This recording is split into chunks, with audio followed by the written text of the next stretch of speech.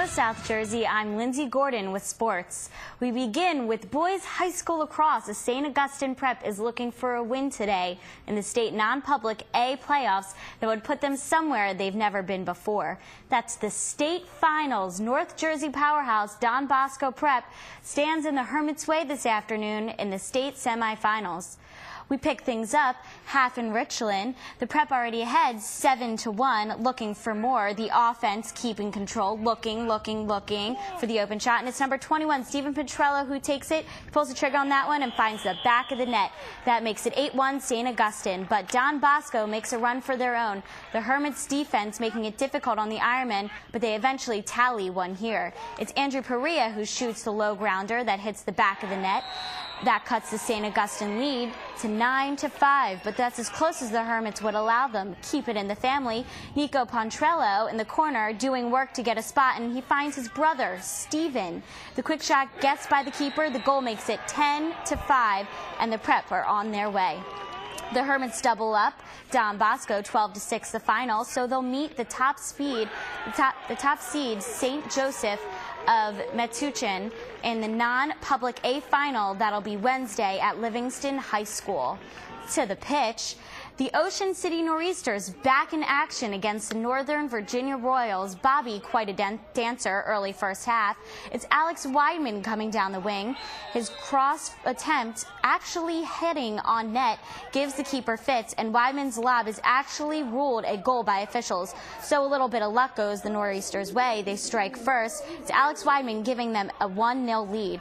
Later on in the first half, though the Royals respond, it's a long through ball that gets the OC defense, and all alone it's Mo Hughes, and Mo puts the ball in the back of the net.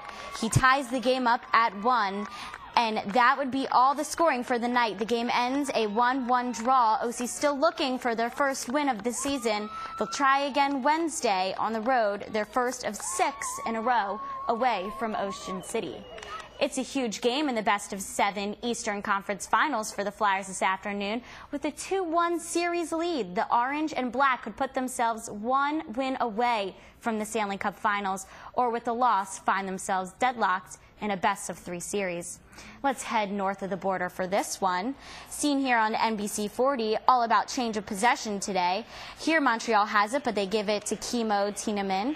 One pass from Tiemann to Claude Giroux. Giroux towards the net. The shot and the score. Giroux puts his 7th playoff goal past Yaroslav Halak.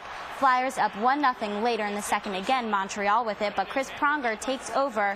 A quick pass ahead, and Ville Lino towards the goal. He puts a puck in the net, as well as him and other Canadians. Flyers ahead 2-0. Meanwhile, goalie Michael Layton, perfect again, late third period. Montreal pushing for a goal. Layton stops the first shot, rebound attempt. Layton deny. The Flyers will get the win. It's Layton's 3rd shutout of the playoffs. They can win the series and advance to the Stanley Cup Finals with a win at home Monday night. To the diamond, it's the Phillies hosting the Red Sox.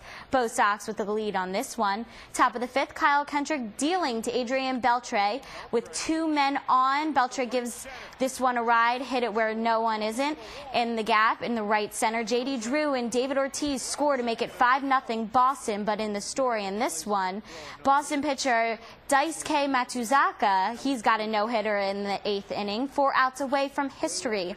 But it's Juan Castro, at bat for the Phils, who's got other plans. 2 outs in the 8th, and it's a blooper towards shortstop and just gets over the glove of Marcus Guittaro, breaks up the no-no. It's the only Phillies hit of the night. They lose at 5-0. Same 2 teams tomorrow afternoon. Roy Halladay for the Phils, Tim Wakefield for the Sox.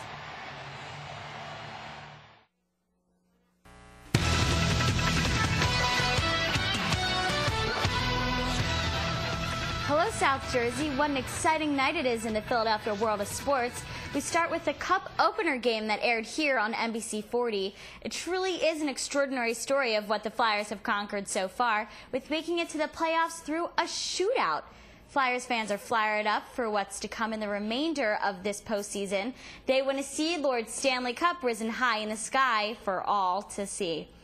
We kick it off with Game 1 of the series in Chicago. Taking a look at the end of the first period, the score is tied 2-2, but not for long. Danny Briere takes a shot at the back of the net and scores, giving the Flyers a lead before going into intermission.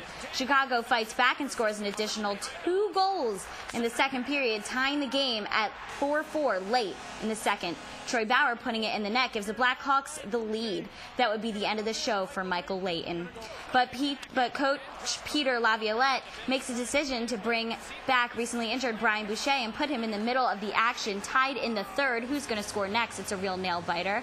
Thomas Kopetsky places it in the net, giving the Hawks a 6-5 lead. Flyers try to redeem themselves with Danny Briere slapping one in, but Antti Niemi denies. Game 1 of the series goes to Chicago, leaving it with the final score of 6-5. Tune in at NBC 40 for Game 2 on Monday night. We now take it to the mound where the Marlins host the Phillies. The Doc, a.k.a. Roy Halladay, proves himself to Philadelphia tonight that he has what it takes. To the bottom of the fourth, pitching against Hanley Ramirez, and he strikes out. Halladay is flirting with history in the end of 4 full innings. Now to look at the eighth, Phil's leading 1-0 on defense here. Jorge Cantu hits a grounder. Jason Castro diving down, scoops up the ball and throws it, getting him out and giving Roy Halladay 8 full perfect innings. Former Phillies Wes Helms is pinch hitting in the ninth. Helms strikes out, adding to the list of 11 strikeouts. Just one away, and it's Ronnie Paulino up at bat. Halladay's pitch, a grounder is hit towards third. Castro to the rescue again, and history is made. A perfect game for Mr. Roy Halladay. Out of the 135 years that the MLB has been around, there's only 20 perfect games in the books, and Halladay is added to a list of baseball all-stars. This is the second in Phillies history. Jim Bunning pitched the first perfect game in 1964. Halladay threw out 115 pitches to the Marlins, putting his name in baseball history. But this isn't the first perfect game of the season. Halladay is sharing his glory with Dallas Braden, who pitched a perfect game in Oakland on May 9th. This being the first time in MLB history that a pair of perfect games has graced us in the same season. Not only is it Memorial Day weekend here in South Jersey, but it's also state championship weekend for track and field athletes at Egg Harbor Township. EHT High School hosts the best of the best from around the state. It's day 2 here on the track. We'll start things off Group 4 with the boys 800-meter race. That's Daniel Galliano from Absegami. He's having trouble in the beginning keeping up, but he makes up for it by taking 4th place in the 800 with a time of 1 minute and 54 seconds and some change. To switch over to Group 2 now, still looking at the 800 meters. Pleasantville's Larry Ramirez is enjoying his lead in the middle of the run. With 2 laps on the run, others begin to catch up.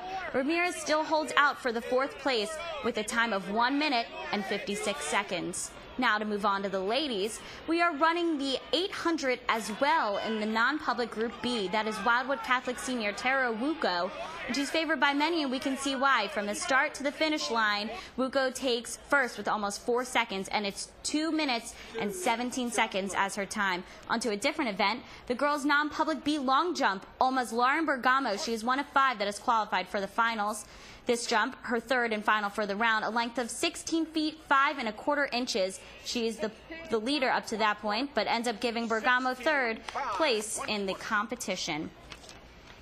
In the water, we've got Egg Harbor Township's crew team. They have a lot to celebrate tonight as EHT brings home 3 national championships from nationals that took place in New York earlier today. All 3 teams taking home the big-time hardware, including the men's varsity 4, the men's lightweight 4, and the women's varsity 4. The lightweight 4 have been in this position before, sweeping up the nationals just last year. So 3 national crowns are in their hands, but they are not done yet. The girls' varsity 4 have been given the opportunity to row in the Henley Regatta in England, and 2 of the boys' boats will move on to Cincinnati next month for junior nationals. Well, Alexis Thompson can't legally drive this car yet, but she sure does know how to make one heck of an entrance. At Seaview, Lindsay Gordon, NBC 40 Sports. Local NBA star 76ers Andre Iguodala pays a visit to Stockton College basketball camp, telling the young hopefuls it's always smart to have a backup plan. In Pomona, Lindsay Gordon, NBC 40 Sports. Hello, South Jersey. I'm Lindsay Gordon with your sports report. We start things off tonight at 11 with Lifeguard Racing, or should I say that we hope to start things off tonight at 11 with Lifeguard Racing, as the South Jerseys are postponed because of rough wind and surf.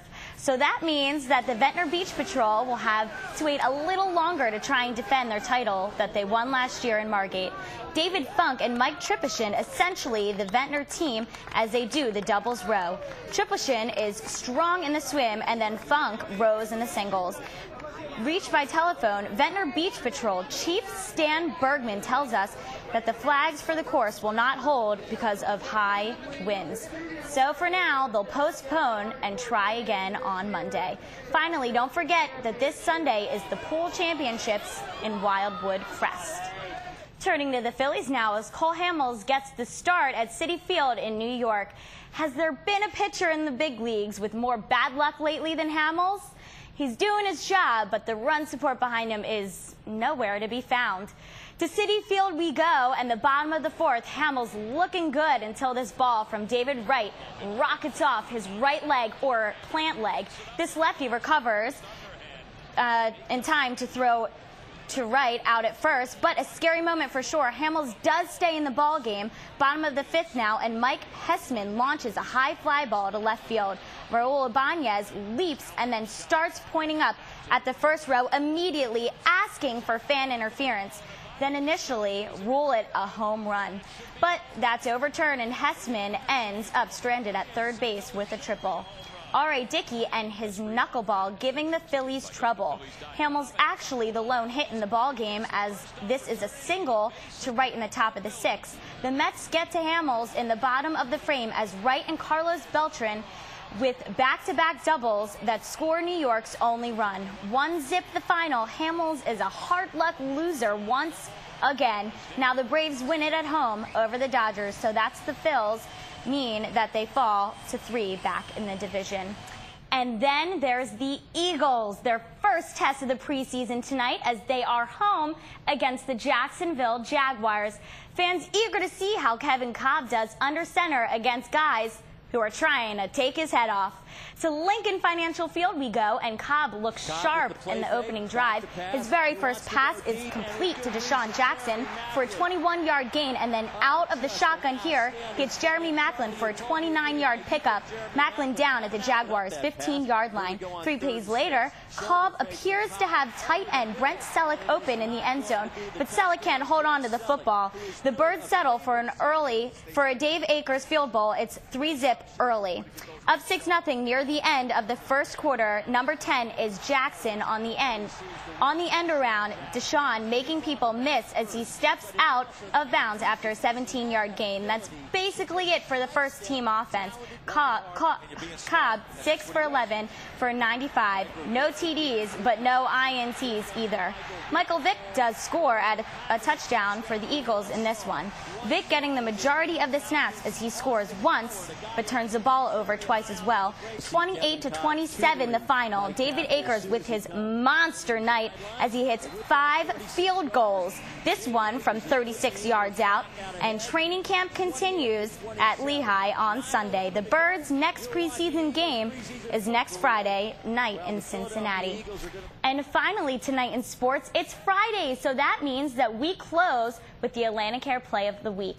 This week's play comes into us from the world of Little League, and we're going to give it to the 11-year-olds from the Linwood Little League, especially Jack Bergman.